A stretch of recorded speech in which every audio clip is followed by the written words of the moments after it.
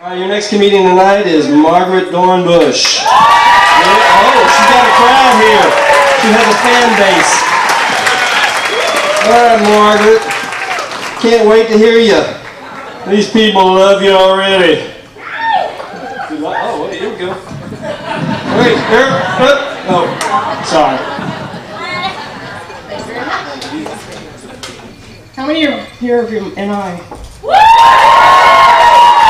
It's amazing what people will do when I tell them to do it. So I have arthritis in my knees, and so that's why I carry a stick around. Oh, I just blew that joke, didn't I?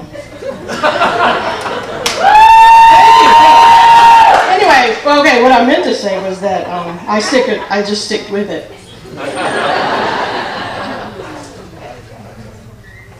I knew I blew one. That's the only one that's great, isn't it? I have a cheat sheet. So how many of you have asthma? Yeah, I do too. So the federal government has outlawed the kind of propellants in your asthma inhaler that cause holes in the ozone. But the FDA's gotten complaints because the new propellant doesn't push the medicine down into your lungs as much. But the FDA says, hey, that's okay, we tested it, they work great. All you have to do is take a deep breath.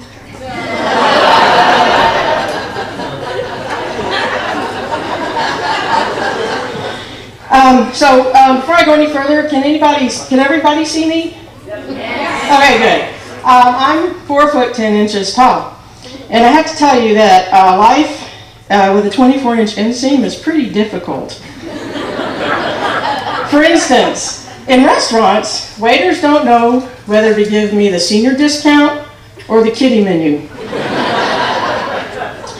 In amusement parks, I'm not tall enough to ride the adult rides, so I don't fit into kiddie rides because, you know.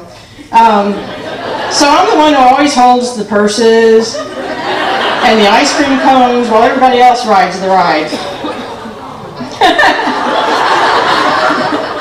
Believe me, it's not a hardship. So it's especially bad in crowds. For standing room only concerts, I'm usually about inches away from somebody else's butt crack the whole time. Talk about a contact high.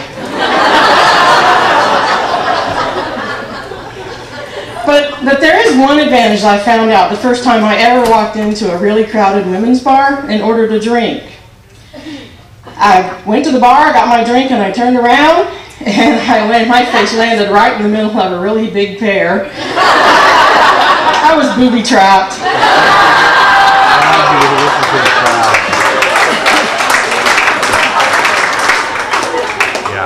So I have a 7-year-old nephew, and I learned the other day that he's 8 inches away from making my height. This is a really big deal in my family. I guess nobody wants their kid to be the smallest clown in our family circus. It's okay, I'm used to it. The other day, he wanted to draw my picture, so I said, okay, sure. So he drew a while. Finally, he looked at his picture, and he looked at me, and he looked at this picture, and he looked at me and said, this isn't you. This is a picture of another old lady. So I drew his picture, and I said, this isn't you. It's a picture of another little boy who's getting an Xbox for his birthday.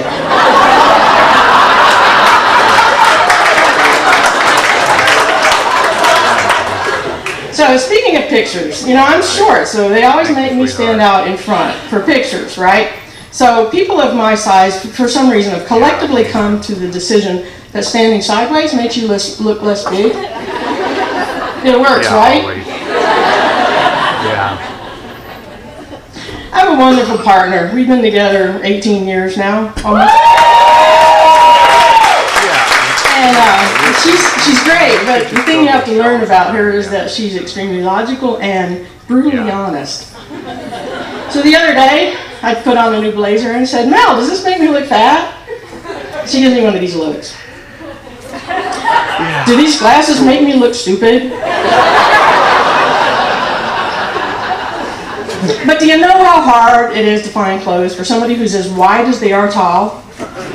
People who make wide women's clothes think we're all 5'10", or 80 years old, or that we like really flowery prints or flouncy sleeves. So I usually end up buying my clothes in the men's department. The problem with that, especially with shirts, is that the sleeves are too long. Of course, that can be an advantage though. If my hands get cold, I can cover them up. Or if I need to touch something but don't want to touch it, like a restroom door. Pants I have the same kind of problem with. I usually have to cut them off about 4 to 6 inches, right? But the biggest problem with pants I have is they come up to here.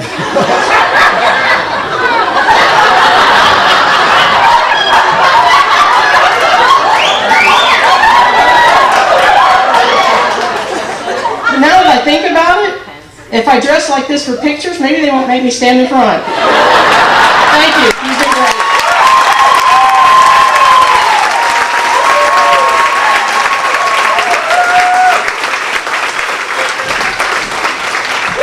Thank you. She's been great.